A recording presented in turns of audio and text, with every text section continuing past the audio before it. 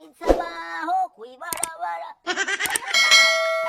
wabandi bana bafite nyashi ndarahiye nawe navuze yirirwa yanitse akabaho kwibarabara ibaza umukobwa udafite n'ikibuno ufite akabaho ufite ubuguru busobanye ufite ububoko wagira n'ubwakiri wanzenze wagira n'ubwasha umureta yazisongoye wagira ngo agiye gukuramo umuntu ijisho akifata kumva afite akanyabugore ufite umuhungu wa gatanazi ngo ndiki ngo ndigweja ngabahungu bose mu Rwanda ngo turamagweja akanyanga mu mutaranda gakuroga mbanze nsoma ijambo hano ritoya hanyuma uricuza impamvu watutse umuhungu wa gatanazi twagiye mu byahishuwe byeretswe ingegera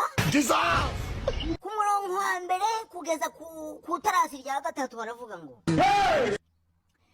nuko umukobwa aritumbagiza arishungaraza yishira imbere ashira inda imbere usibye ko nta n'ikibuno agira ntacyo ari gushira imbere kuko ntacyo afite wagira ngo yicariye gome ushuri hari akantu bitaga gome wicaragaho nako ntabwo bagicaragaho wagakoreshaga uri gusiba ibintu wanditse rero uyu mukobwa wagira ngo yarakicariye agatafari ke karaguruka aba aritumbagaje ashira inda imbere nako sinda ni umudigi nuko umukobwa aritumbagiza ajya mu itangazamakuru nta kindi cyari kimujyanye usibye gutuka abantu no kubandagaza aba aritumbagije aravuga ngo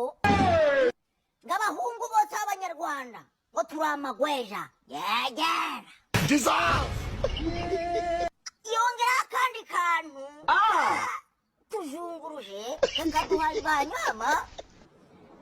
ngo nge sinshaka umuhungu w'umunyarwanda n'umwe kuko namagweja bose ngo nshaka umuhungu wa perezida Mugulayi